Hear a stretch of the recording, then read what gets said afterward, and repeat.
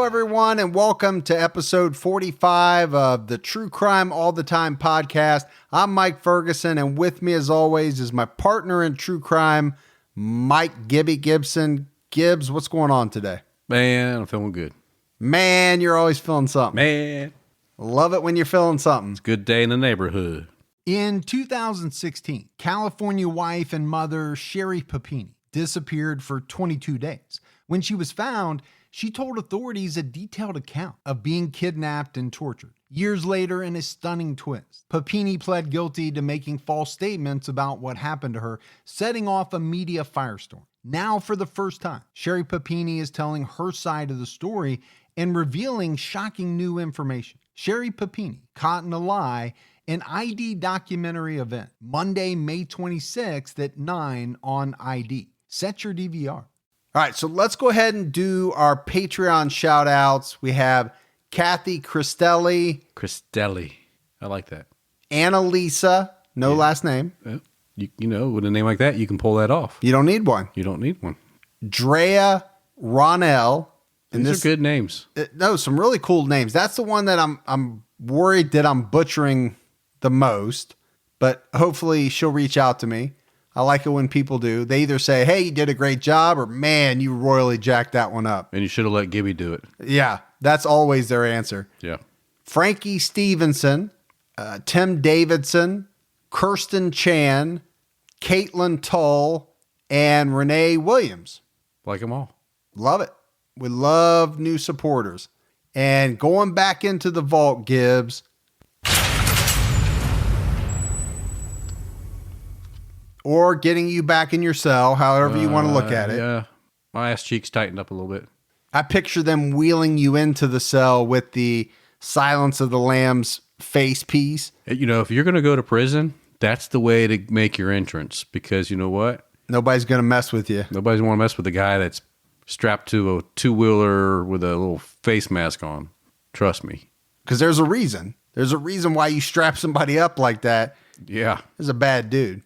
So I know we got off on a rant there, but going back in the vault, we picked Megan Garrett, and Megan has been a huge supporter of the show from, early on. So big shout out to Megan, big shout out to all of our new supporters, and a continued shout out to all the people that keep supporting us, Gibbs, whether it's on Patreon, Facebook, Twitter, Instagram. Yeah, I love it all, man. And I do appreciate Megan, a.k.a. Megan.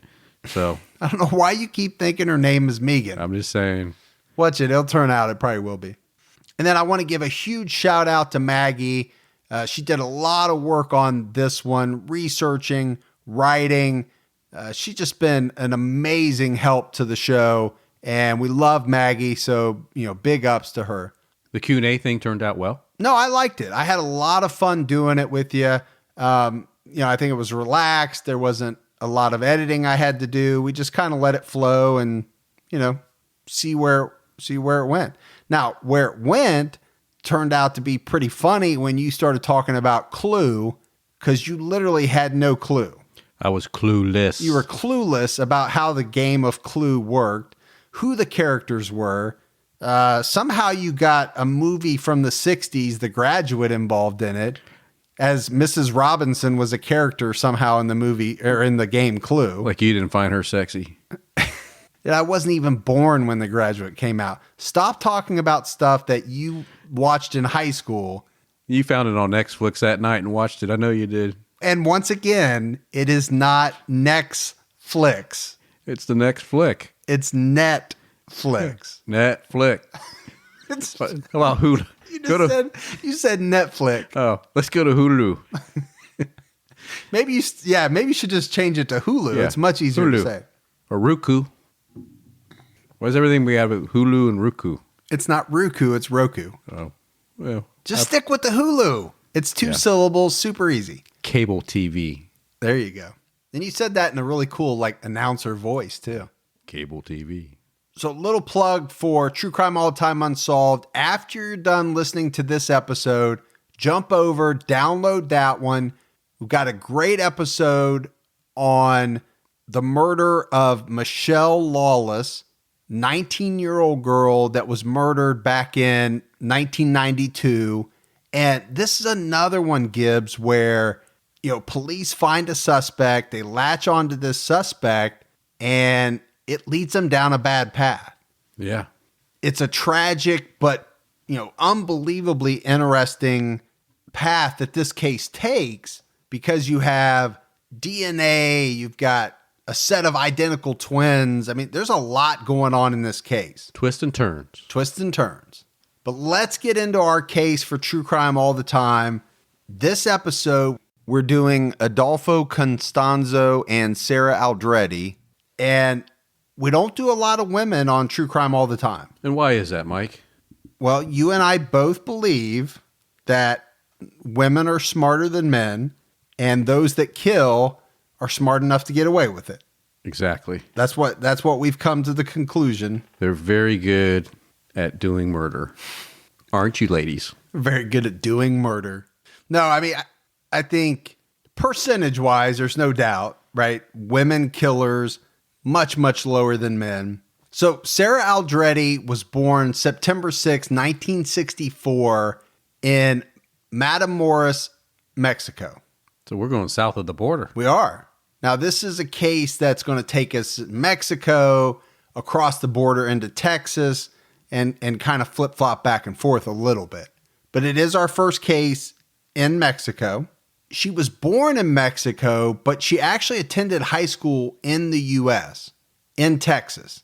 But even while she was going to high school, she was actually still living in Mexico. She applied for and received alien status. She got a green card, basically, so she could attend college at Texas Southern University. So that card were actually really green. I don't know. I've never seen one. I was wondering. Why else? Why do you call it green card? Why else would they call it that? I was just curious if it's actually green. Somebody will tell us. Yeah. We like it. Someone will post a picture of their green card. And they might want to post a picture as well. I put them side by side so Either we way. can compare them. Either way. So Sara Aldrete, she was known as a good student when people would talk about her. But she was very tall. I mean, we're talking 6'1", Gibbs. Very tall for a woman. She was studying at Texas Southern University to become a gym teacher. She was also in the process of getting divorced. She had been married to this much older man, and they were going through a divorce. So she's got a lot going on in her life. She's a busy gal. She is very busy, but then she's going to meet a new man by the name of Adolpho Constanzo, and this is going to change her life completely. So we first have to talk about Contstanzo. He was born November 1st, 1962 in Miami, Florida. His mother came from Cuba, and she was only 15 years old when she had Adolpho. That's early. A little early. Now, when Adolpho was 6 months old, he was blessed by a priest of Palo Mayombe. Easy for you to say. It's really not. But we have to talk about this because it is going to come up in this case a lot. And Palo it's some type of religion kind of developed in Cuba, I think, but was handed down by slaves from Central Africa and, all the way down the line. And Mayombe is a branch of this Palo religion. And it's a religion based on the idea of respect for spirits, belief in the power of the natural world. It's been practiced for a very long time, but it has this negative reputation because it's kind of been associated with types of dark magic. But that's really not the case. That's not how it started out.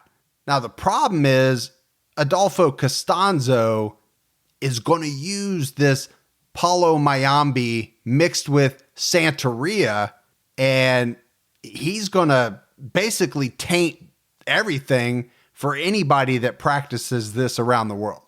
So I think probably more people have heard of Santeria than they have heard of Palo Mayombe or Palo. Santeria is means worship of saints in Spanish, derives its roots from the Caribbean, West Africa, and some of the customs associated with Santeria include communicating with the spirits of ancestors and gods. Now, there is some animal sacrifice. It has priests and priestesses to carry out its rituals and ceremonies. It's like that ceremony in Conan the Barbarian with Arnold Arnold, who? Schwarzenegger. What was his name? Schwarzenegger. What was it? Arnold Schwarzenegger. Yeah. Yeah. That's right. Yeah. It just sounded a little like you were leaning. Yeah. It was leaning on its side a little bit. Yeah. Arnold Schwarzenegger. So getting back to this blessing that was placed upon Adolpho when he was 6 months old. This was a ritual where human bones were boiled down into a liquid to be consumed. I mean, this is, kind of some of the stuff that we're getting into here. It's like bone broth but not from cows. Yeah. No, I mean, that's basically what it was. But what they thought was that it's almost like a spell, or it was a way that was going to help whoever drank it gain wealth and power. And his mother believed that he was a chosen person. He was destined for great things. So this was her way of kind of helping that along in her mind, because this is what she believed in. Got to believe to achieve. That's what I hear. So Adolfo's mother was married a couple of times. They moved to San Juan at one point, San Juan, Puerto Rico. And at a certain point, they moved back to the U.S. She marries again. And this time she ends up marrying a man that has ties to a local drug trade and to the occult. And as a teenager, Constanzo made friends with Apollo Mayambe priest, who taught him not only how to deal drugs and be a con artist, but taught him how to parlay this stuff Gibbs into a career where he could profit from these illegal activities. This was a priest. Allegedly, I guess. Okay. A priest of this religion, Apollo Mayambe. Mm-hmm. Said, hey, let me help you fraud people. Well, to be fair, priests of all religions, Well, that's true. Yeah. Kind of veer off. Yeah, you could find. Exactly. Yeah. There's always a Bad apple, bad apple in every bundle. priest bunch. A brush. What is it? What'd you say? I said a bad apple in every bunch, but it's a bad apple in every bushel. Thank you. All right. Gibby said it straight. Just set it straight. He got the podcast back on track. We're ready to go. Ready to go. So at this point, Constanzo's going down a bad path. He's into the drug trade. I guess he robbed graves. What are you robbing at graves, by the way? Well, and this goes back to this Haitian priest, because as part of this Paulo Mayambe, like we talked about, they're making these spells and these potions. And a lot of what they need to make these are bones. So he's digging up people to be used in these spells that are supposed to, whatever, give people more money, give them more power, give them better luck, whatever that spell is that person wants. And in 1983, Constanzo moves to Mexico City, where he starts to build his own type of cult. He's got a cult of personality. It's not quite that, not as festive as that. This is not going to be anywhere near that. And he starts recruiting people for this. Now, the one thing about Adolpho Constanzo is that he was homosexual, and maybe he was bisexual, because in a lot of the research, he had relationships with both men and women. That would be bisexual. Yeah. Now, I know what bisexual means. I don't know. You didn't sound like you did at first. I think for the most part, he was homosexual. But technically, I think he was bisexual because he did have relationships with both men and women. Damn it. So Constanzo is working up this empire, this cult, whatever you want to call it. He's starting to be his own type of priest. He's making the spells, and his clients in Mexico, They included drug dealers, hitmen, politicians, police officers, all kinds of people that thought that these types of spells would be good for them, would help them in their drug trade, would help them defeat a rival. Whatever it was, they believed in these type of spells. But some of these spells, I mentioned that some of them used human bones. Some of them used very specific animal bones. And we're talking about like zebras and lions, things that you just don't, very expensive to get a zebra or a lion. Something you can't find at the local pet store? No. I mean, you've got to somehow, get somebody to get that for you and ship it to Mexico. So because of that, one of these spells, Gibbs, would cost thousands and thousands of dollars. So this guy is making a fortune, not only off of peddling drugs, because he did that, but he's making a ton of money just off of his clientele that wants these spells. True Crime All the Time is sponsored by BetterHelp. Folks, therapy can feel like a big investment, but let's think about the state of your mind. It's just as important as your physical health. Traditional in-person therapy can cost anywhere from $100 to $250 per session, which adds up really fast. But with BetterHelp Online Therapy, you can save, on average, up to 50% per session. With BetterHelp, you pay a flat fee for weekly sessions, saving you big on cost and time. And you get quality care at a price that makes sense and can help you with anything from anxiety to everyday stress. Your mental health is worth it, and now it's within reach. I've used the BetterHelp service for years, and I love the fact that, I can connect with a therapist in a comfortable spot in my home on my laptop. With over 30,000 therapists, BetterHelp is the world's largest online therapy platform, having served over 5 million people globally. Your well-being is worth it. Visit BetterHelp.com/TCAT today to get 10% off your first month. That's BetterHelp, HELP.com/TCATT. Even the smallest step forward can make a big difference in your financial future. When you open a Chime checking account, you're one step closer to a better financial future with no maintenance fees, fee-free overdraft up to $200, or getting paid up to 2 days early with direct deposit. Making progress has never been easier. I think we've all been in that position where we've had an overdraft. Well, with Chime, you can overdraft up to $200 with no fees. That's amazing. And they have over 50,000 fee-free ATMs. Make progress towards a better financial future with Chime. Open your account in 2 minutes at chime.com/TCAT.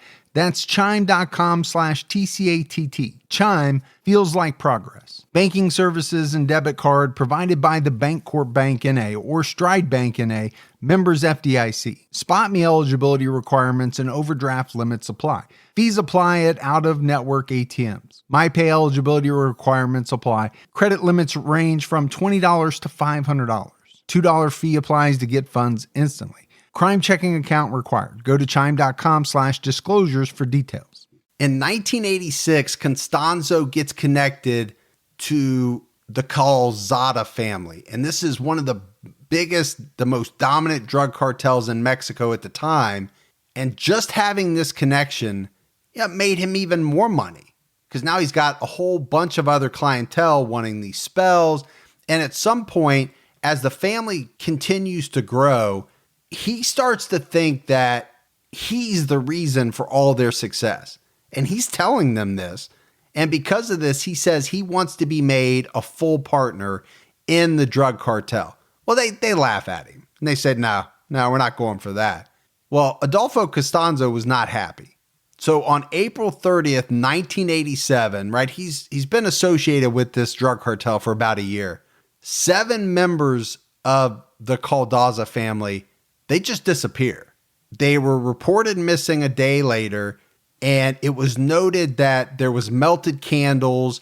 There was all kinds of signs of like some type of weird ceremony at the house that everyone had vanished from. They all vanished from the same house. It's getting a little spooky, man. Scaring you? Not me, but yeah. Now, 6 more days would pass before police started recovering pieces of these bodies from a nearby river. And eventually they do recover 7 bodies. Now, some were in bits and pieces, but they figured out that they recovered 7 bodies. All these bodies had been horribly tortured. The toes, the ears, the fingers were all missing. The hearts and genitals were mutilated. Whoa. This guy was not playing around. No. This is not somebody that you wanted to cross. 2 of the bodies were missing their spines. That takes a lot of effort. Yeah. To remove a spine. Yeah. I would think. I don't know that for a fact. You'd have to have some good tools. But I'm making an assumption that that's not the easiest thing to do. Right. And 2 of the bodies were completely missing the brains. Now, it's probably not too hard, Gibbs, to figure out what happened to all these missing body parts. Costanzo used them in his cauldron to make his spells. Getting back to Aldrete, she's living at home with her parents at this point. She'd gone through this divorce.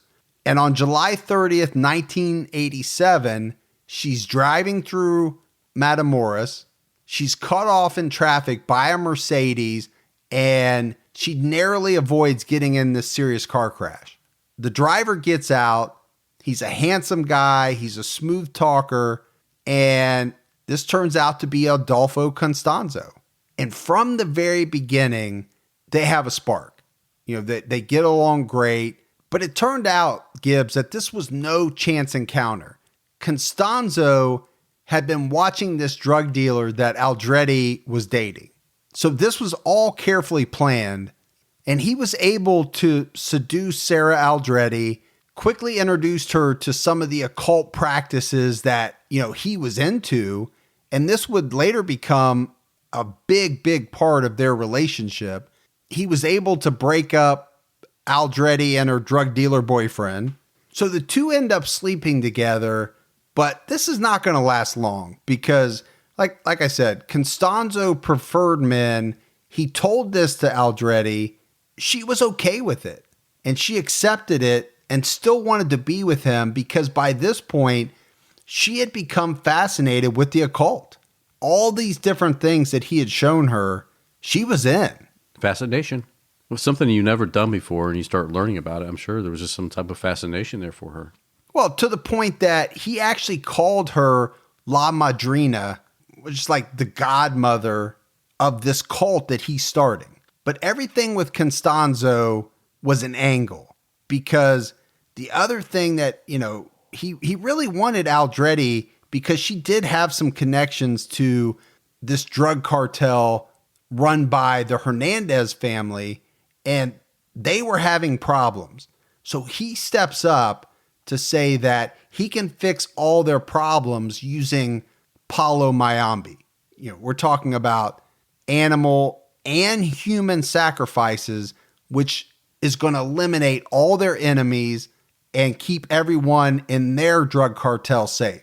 And Gibbs, all these people believed it because members would come out later and say that Costanzo had told them that he had a spell that would make them invisible to police and bulletproof as well. And they believed this. I mean, they literally thought the police could not see them as they drove down the street in their car. I don't know what the hell did they think the car was invisible too, or just them inside the car? Yeah, like a little cloak of invisibility. Like, you going Harry Potter on me? Little HP. Little HP. Now, he didn't want much. He just wanted 50% of the profits. Just half. Of the cartel. Just let me have half. That's kind of a small price, really, if you think about it, to be bulletproof. And invisible. At that point, you can take your whole game to another level, man. So you got that going for you. I mean, you can come across the border left and right. No one's ever going to see you. Right. Bring those drugs in and out. So this guy is just making a boatload of money from doing these spells. He's ramping up this cult. He's gaining members, and he moves the cult to a location about 20 miles outside of Matamoros. This whole time, Gibbs, he's killing a bunch of people because he has to have human bones for these sacrifices to put in his cauldron. And when I say cauldron, I mean cauldron. He literally is putting bones and things into this big metal pot and cooking them. for these spells. Again, back to Conan the Barbarian and cooking bodies in that big old pot. Maybe that's where you got it from. Right before the orgy scene. Boy, you just couldn't go an episode without throwing that in, could you? So that's the point I'm trying to get across here, that he is killing people to make these spells. He's making a lot of money off of it, but nothing is ever enough for this type of guy. And Gibbs, it's hard to over-exaggerate how sick Contstanzo was. He had all these different spells. I've talked about that. And each spell required different things to make the spell work, according to him.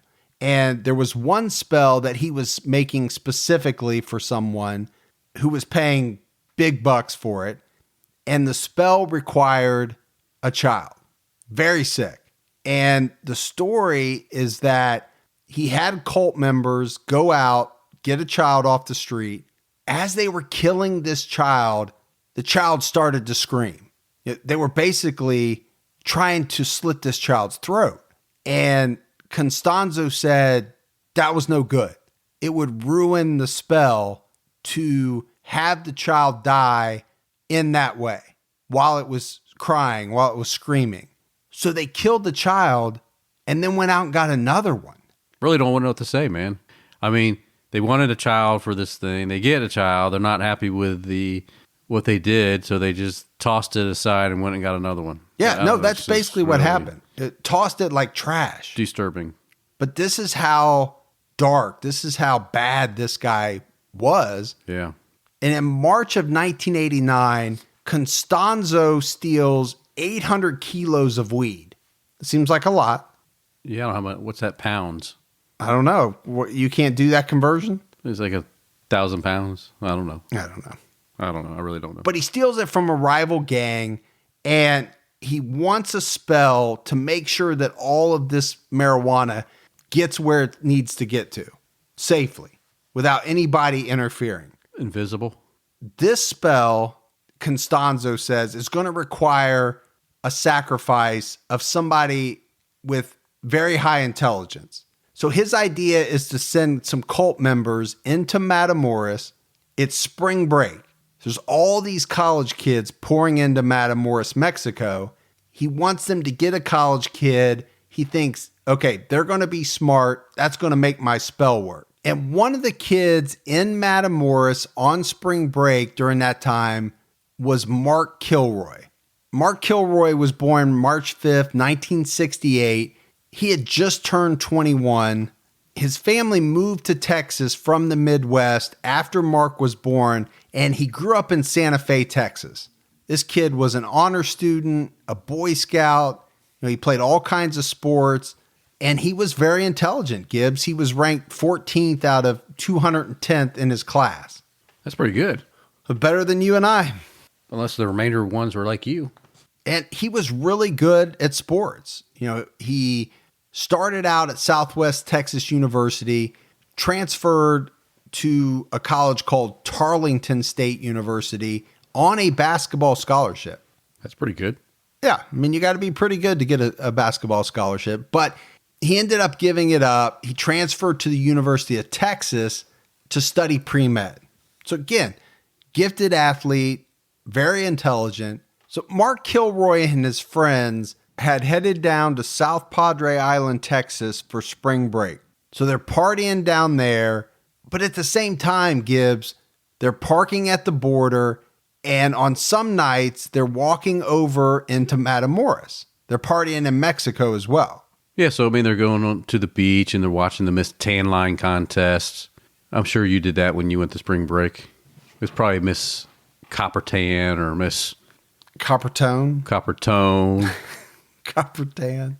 I've never heard of a Miss Tan Line contest, so I've seen some other types of contests, but not that one. Talking about when you went to Tijuana? No.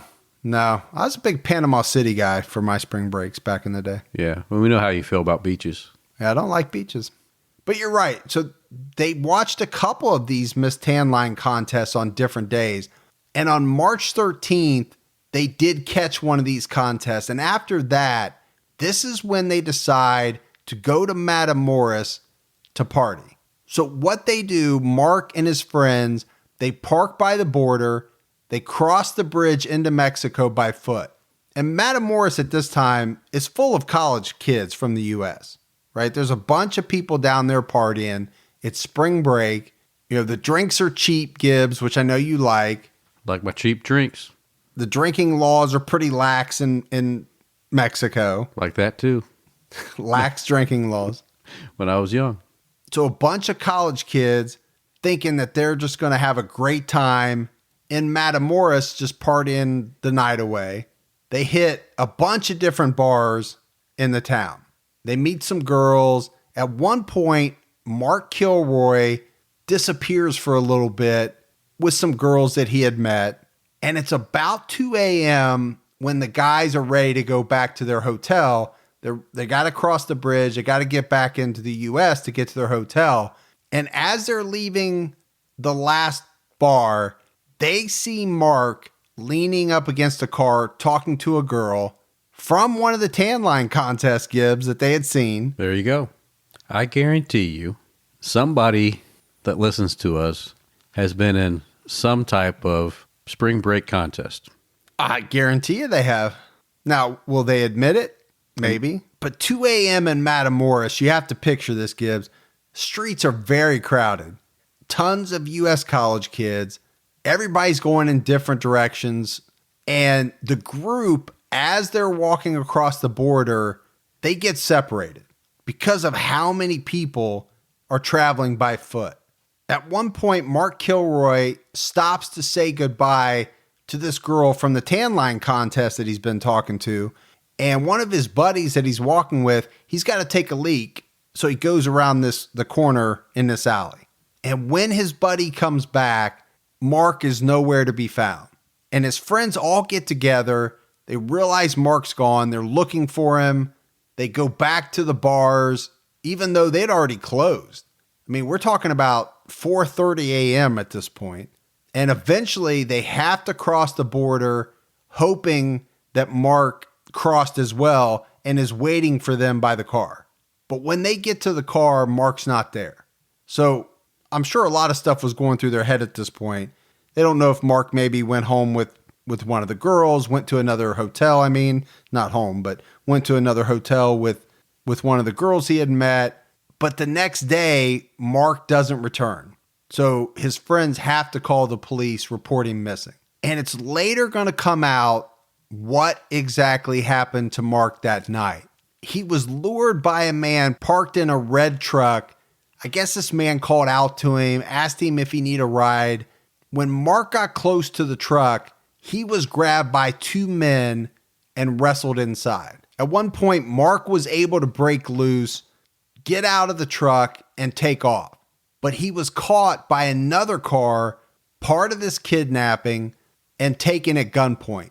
He was subdued, handcuffed, and put in the back of this second car. Eventually, Mark was taken to the Colts Ranch, kept in the car by himself overnight. Somebody comes out the next morning, gives him some bread, eggs, and water. And it's about 12 hours after he's kidnapped that Adolpho Constanzo finally comes to see Mark Kilroy. He's sizing him up. Yeah, and I think this is where the alert goes off in this story, That things are not going to... Yeah, if you're eating your sandwich, you might want to put it down. Things are not going to go well from this point forward. Yeah. For Mark Kilroy. That's for sure. He's sizing him up, Gibbs. Contstanzo is looking Mark over to see whether or not he's a suitable candidate for this sacrifice. Remember, we talked about they wanted a college kid for whatever spell that Contstanzo was concocting. He put duct tape over Mark's face and mouth, walked him through a field to a storage cabin on the ranch. And this is sandwich alert time because Mark Kilroy was killed with a machete by multiple blows to the back of his neck and his head. And this was done, Gibbs, so that they could get to his brain. Contstanzo used the brain, boiled it in his cauldron to make his spell. They chopped off Mark's limbs, so that it would be easier to bury his body. And they put a wire into his spinal cord so that they could pull it out and use it for other rituals. This is where we talked about him using spinal cords. And how would you get that out? They used a wire. Yeah, so they put the wire in and let the body decompose for a little bit, and they come back and then they would have yank on it. They would be able to pull it out. The search for Mark Kilroy started out as any normal missing persons investigation. I mean, no one could have thought, Gibbs, that this had anything to do with this crazy type cult shit. There's no way. No, you would never dream this is the outcome. No, I mean, the most likely thing you would think of is college student gets drunk. He's somewhere sleeping it off. He's going to turn up. Yeah. You don't think he's been kidnapped by a cult and hacked to death so that his brain and bones and different things can be used. Can guarantee a shipment of marijuana? For a spell. Yeah. I mean, you couldn't make that stuff up. Because there's a lot of students that go missing or are reported missing on spring break. But they show up, a few days later. They've got a hangover. Mark Kilroy was one of 60 people who vanished in that area during the first 3 months of the year. But Mark's case got a lot more attention because his uncle Ken worked at the United States Customs Service. Which is an advantage, right? Yeah, that's an advantage. If you've got a loved one that is missing, you're going to be able to shine a spotlight, get a little bit more resources than other people would. And he does, right? He throws together a task force. And then you got the Mexican police, or Policia. They're putting together their own little task force. Basically, they're helping look for him as well on the other side. And the Mexican police, they're going around, they're checking with informants and witnesses and anybody that could provide a tip, seen anything that could help them figure out what happened to Mark. My wife and I do a lot of shopping online, and we always use Rakuten. Rakuten is the smartest way to save money when you shop because you earn cash back at over 3,500 stores. We're talking fashion, beauty, electronics, home essentials, travel, dining, concert tickets, and more. Your favorite stores like Macy's, Nike, Sephora, Dyson, and Lowe's. And that's just to name a few. Pay Rakuten to send them shoppers. And Rakuten then passes on a part of that payment to its members as cashback. Cashback is deposited directly into your PayPal account, or Rakuten can send you a check. You can even maximize your savings by stacking cash back on top of other deals, like store sales and coupons. You're already shopping at your favorite stores. Why not save while you're doing it? It really is a no-brainer. Membership is free, and it's easy to sign up. Get the Rakuten app now and join the 17 million members who are already saving. Cashback rates change daily. See Rakuten.com for details. That's Rakuten. Your cash back really adds up. Hey folks, see if you've ever had this problem. You're trying to eat a little healthier, but you're in the grocery store aisle, you're looking at packaging, nutrition labels, and they're so confusing, you don't know what's good for you and what's not. Well, this is why I love Thrive Market, my go-to online grocery store for getting all of my healthy essentials delivered, and I don't even have to leave my couch. Finding better options for the whole family is easy with Thrive Market's Healthy Swap Scanner. Just scan a product, and it instantly recommends healthier swaps. This is how my wife and I found our new favorite snack, IQ bars. Sometimes I eat one in the morning with my coffee, sometimes just later on in between meals. They also have so many on-site filters that make it simple to shop by the needs of everyone in the family. Maybe you have someone who needs gluten-free food, somebody that has a peanut allergy. Well, no more scouring ingredient labels when you can just filter it all on Thrive Market. My wife and I often use the high protein filter to stock up on things like Sieti chips. Ready to make the switch? Go to thrivemarket.com/TCAT for 30% off your first order, plus a free $60 gift. That's THRIVE market.com/TCATT, thrivemarket.com/TCAT. Now, it was said that at some point, police from both countries suspect that his disappearance involved foul play. Because we're past the point of he hasn't returned from a drunken night. It's pretty easy for them to start wondering if it had anything to do with drug-related activities. Well, there is a lot of drugs down there, and there's a lot of drug-related crime on the border between Mexico and the United States. Well, no doubt about it. This is prime time for the cartels and things like that to use these college kids as mules, to get things back and forth, even in smaller quantities. I mean, they still get it over. That's all they care about, And it makes sense. You got the task force. They're going to make sure that they're looking at the hospitals, which would make sense. I mean, that's going to be your number one thing. Hospitals and jails. Jails, yeah. Yeah. Did he get arrested? Did he get hurt somehow? You'd have to check both of those, which they did. They try to retrace his steps that night based on what his friends told them. So one of the things I did find interesting was it was said that they actually hire some type of hypnotist. Or hypnotist. Or hypnotist. So they hire this hypnotist. Oh, my. I knew it was coming. I just You didn't knew know it, when. didn't you? You saw it. You saw it in my face.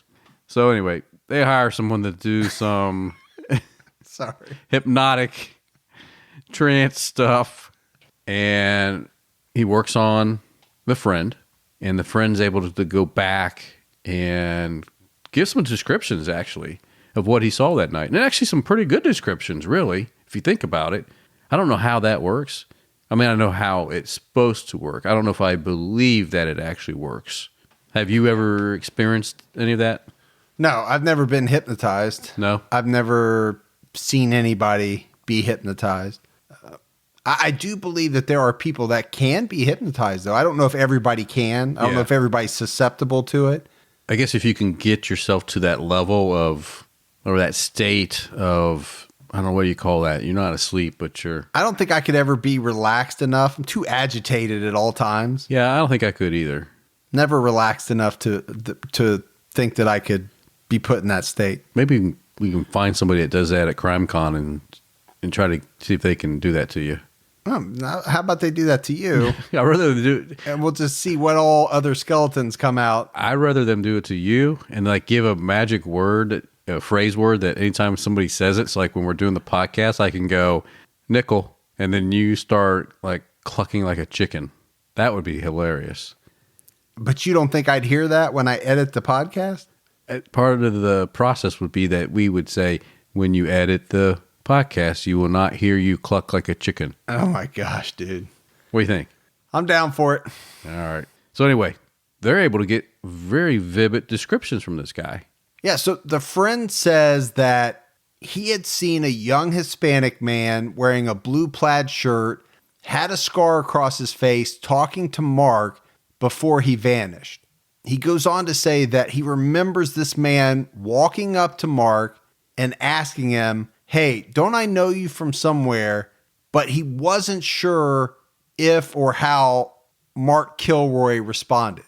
The problem is none of Mark's friends could recall the exact moment and place where Mark had vanished.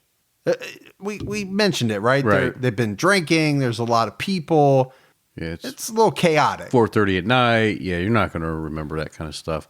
You get the general area, but so I think at this point the police are thinking we probably have a kidnapping, right?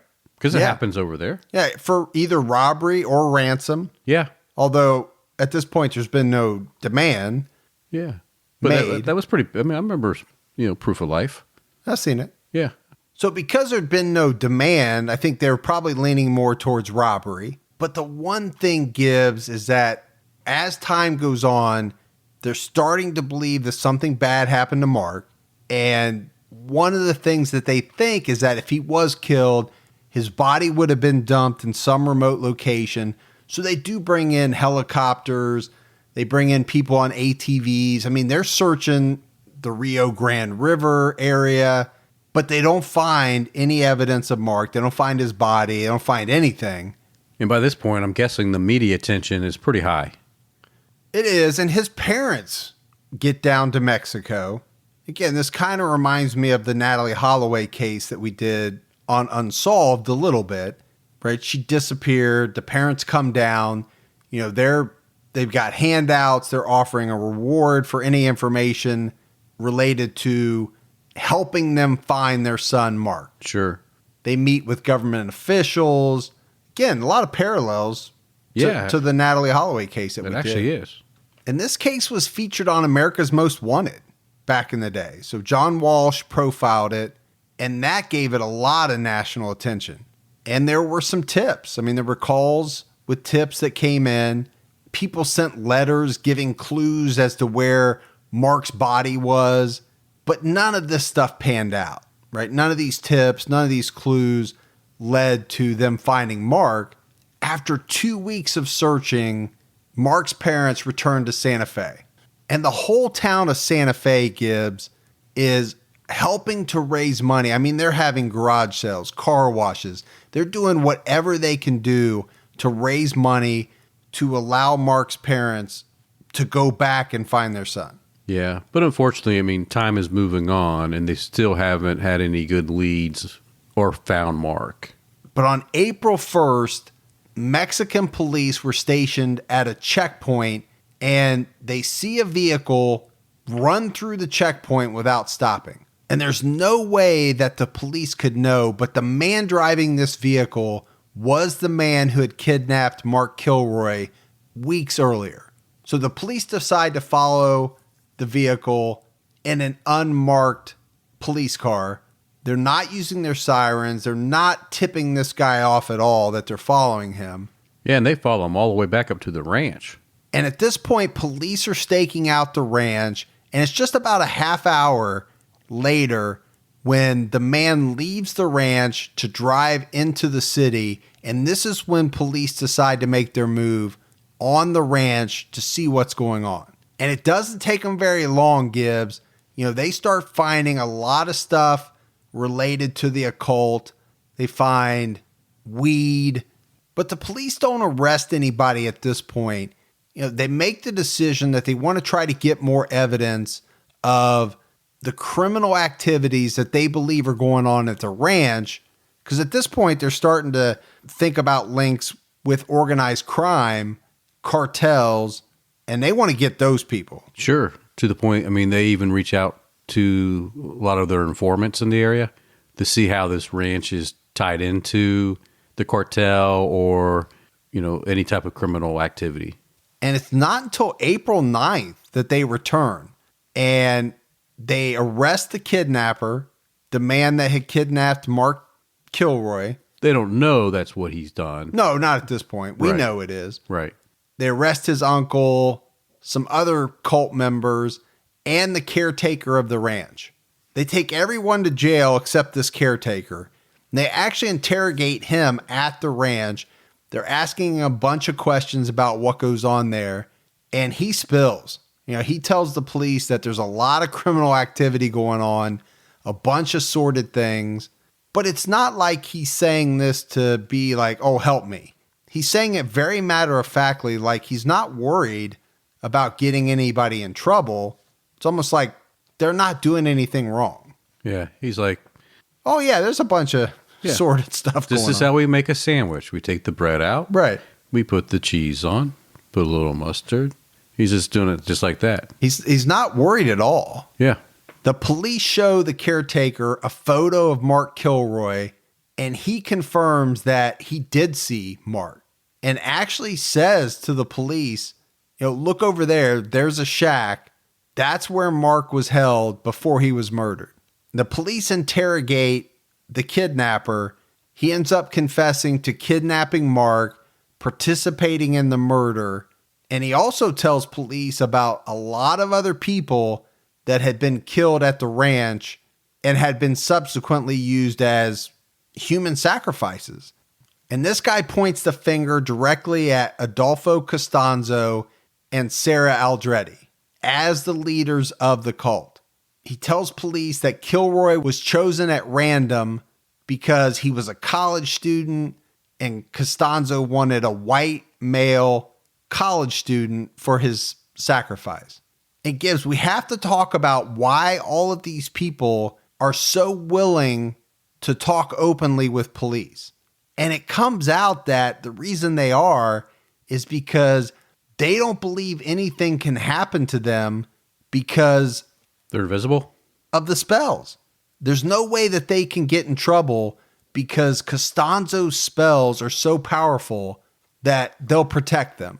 I mean, Gibbs, he even agreed to take police to the place where they buried Mark Kilroy's body. And when the police get there, they see the wire sticking straight out of the dirt. Yeah, remember they ran that wire up through his spinal cord. Yeah, I remember.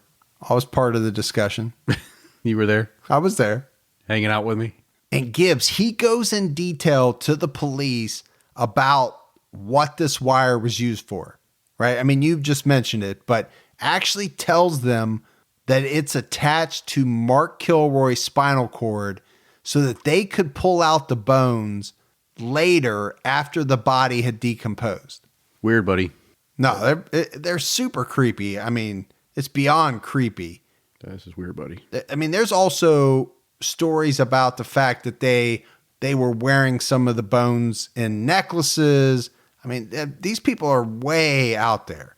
I mean, I guess the good thing is on April 11th, police take the kidnapper and 4 other people that they arrested at the ranch, right? They take them back to the ranch, give them shovels. You know, I mean, of course, they're there under the police being armed, and the police are making sure that they're going to do what they want. And they tell them, hey, show us where all the bodies are, start digging them up. We're not going anywhere until you do this. I called everybody involved, and we went out and met the comandante in the morning, and everybody headed out to this ranch. And we got there, and they had a set of feet with them. And they asked him, where's the body? And he says, which body? Just like that. Which body? Man, the comandante says, man, if you're playing games with me, and he got pissed off. He says, Serafin says, hold on. I want to know which body you want. What do you mean, which body? Which body? I mean, there's a bunch of bodies out here, not just one body. Which body do you want? Just like that. And the commander said, what do you mean? Yeah, there's some buried. And he started walking through the corrals of the ranch. He said, there's one buried here, and there's one buried here, and one buried here. It's a lot of bodies. That would be an interesting day as a policeman to have somebody say, well, which body are you interested in? Because I got a shitload of them all over this ranch buried. Yeah, that's a body farm. I mean, so they're going to dig up a lot of bodies that day. And they already know where Mark's body is, right? We already said that. So they're going to go there and actually dig his body up. And, of course, I think the police are taken back a little bit because the fact that when they buried him, remember they removed his legs, you know, around his knee area, right? Below his knee, they removed the legs. So it was a little strange. Yeah, Gibbs, when everything is said and done, they find 15 mutilated bodies, including Mark's, and they later determined that these 15 bodies had been killed over the span of the past 9 months. And police would officially identify Mark Kilroy using dental records. So they start to identify the other 14 bodies they found. And it turns out that most of these are going to be rival drug dealers, not just random people that the cult has plucked off the street to use as human sacrifices. 3 of the bodies were never able to be identified. And the police find 243 pounds of weed. That's like Cheech and Chong amount of weed, man. That's a serious amount of weed. Yeah, or Snoop Dogg. 108 grams of cocaine, Yeah. which seems like a lot. I don't know how much a gram of cocaine is. A lot of money, man.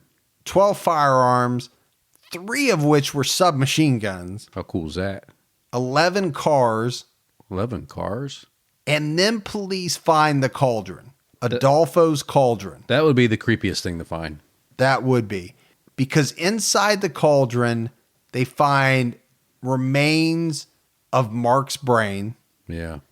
a goat, a bunch of chicken parts, turtle parts, herbs, a horseshoe for luck, some coins, and this is all mixed with animal blood. So you have to picture this cauldron. Nasty. So this, Gibbs, would be the downfall of the cult. Well, you'd hope so. It attracted international attention, forced the Mexican government to try to figure out who else was involved in the murder of Mark Kilroy. Adolpho Constanzo escaped with Sara Aldrete and some other cult members, and they fled to an apartment that he had in Mexico City. But they know who they're looking for, and there's a manhunt on to find Contstanzo. And when they finally catch up with him, it's pretty much too late. So they find him by tracing a man who was buying a lot of groceries with US dollars to this apartment. And it turns out that the man was buying all of this food for Contstanzo and his fellow cult members. The police show up at the apartment. Contstanzo immediately tries to shoot at him through the window. And he's such a chicken shit, Gibbs, that he can't bear to think that he's going to get caught. So what he does, he has one of the cult members shoot him and one of his male lovers. He tells the cult member to kill them both. And the guy does. He used a machine gun to kill both of them. And as police are getting ready to bust down the door, Sara Aldrete runs out saying that Costanzo's dead. She said she had no part in the killings, didn't know what was going on until she saw it on TV, professed that she was so sorry that Mark Kilroy was killed and that she really wasn't even a part of this cult. She told police that Contstanzo was holding her prisoner and was forcing her to follow some of these cult rituals. So police took what was left of the cult into custody, and they charged these people with murder, criminal association, and a whole laundry list of things. But obviously they couldn't charge Contstanzo because he was dead, but they put all of them away for 60 plus years. Sara Aldrete ends up getting 62 years, but in 2000, Gibbs, she writes a book and gets it published somehow from prison. I guess they must not have the same laws that we do here in the U.S. about, doing that type of stuff. But it's basically like the story of her life with Contstanzo, and I don't think she's very honest in this book because she goes on to talk about how she was taken hostage by him. So her version of events is obviously very flattering towards her, and it paints her in a good light. She's probably trying to set it up to get an early release. Hope enough people read the book and buy into the fact that she was innocent. But I think even if she gets out of Mexican prison, I think the U.S. would want to have a go at her. Well, if she ever does get out, they want to charge her with the murder of Mark Kilroy. Yeah. And I think they would if she ever gets out. But the one thing this did, Gibbs, talking a little bit about the aftermath, I think the murder of Mark Kilroy, because it received so much media attention, it changed spring break in a lot of ways, especially down in South Padre, with people thinking, hey, I'm just going to walk over into Mexico and party for the night. Right. Tom, a generation ago, it was common for college students from Texas and beyond to go to border towns like Juarez, like Matamoros. There, the spring break crowds were plentiful. The drinking age was lower. But now you're about to learn, or in some cases be reminded, why all that changed. Mark Kilroy was 21 years old in 1989 from Galveston County, a UT student who planned to be a doctor.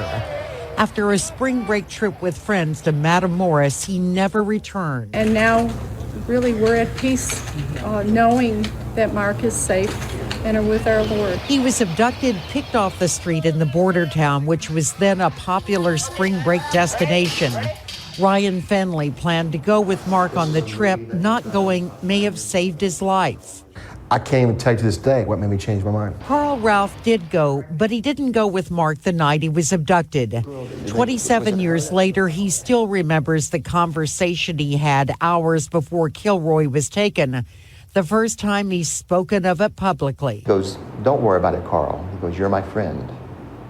And those are the last words that he told me. For all those friends, the loss was profound and horrifying. Weeks later, the remains of Mark Kilroy and several others were found on a ranch near Matamoros. They had been sacrificed in a form of santeria, their blood consumed by the drug smugglers who'd abducted them. The prisoners said the human sacrifices cast a spell for them that protected them from arrest. Countless stories were generated across the country as well as books because Mark Kilroy was an American college student.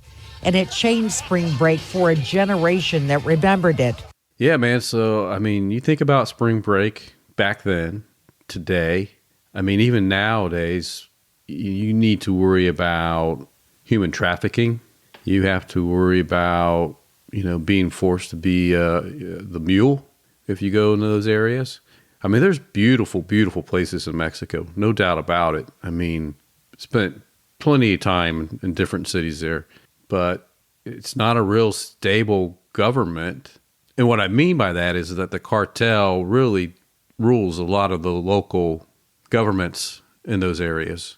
So I would just be cautious spending too much time, as a college kid in those places. Yeah, and I would say that's especially true for the border towns. When you're talking about something like Matamoros or Juarez. I've been to Juarez. I've been to Tijuana. Juarez scared the shit out of me. Sure, that was in the water? I was a little kid. Oh. But there was just something about it. It just didn't seem safe. And that was years and years ago. Now, you go into the destination cities where you fly in and you're at a resort and, that's a little different. But just crossing the bridge to go to one of these, or crossing over the border to go into one of these border towns, that ain't for me, man. It's just a little different. I mean, Mexico has great people. They really do. I just think there's some bad apples. Well, it's the drug. It's the drug. It's a drug business, and to the point. I mean, you even get further south of Mexico, and they run their drugs up through Mexico, try to get them in the U.S. as well, and it's just not a real warm and fuzzy place to hang out if you don't know your way around. So no meet and greet in Matamoros. No, I'll call in for that one. Yeah. Yeah, I don't want to disparage Mexico at all. No. They do have some great people, but the drug influence is real. Yeah. And, it spills across the border into parts of Texas and other neighboring states. And there's people getting killed over the Mexican drug trade, in those states. It happens. There's not much that scares me. And I'm not saying this, I just wouldn't put myself in that position. No, I wouldn't either. All right. So that is it for the case of Adolpho Constanzo and Sara Aldrete, and another episode of True Crime All the Time. So for Mike and Gibby, stay safe and keep your own time ticking.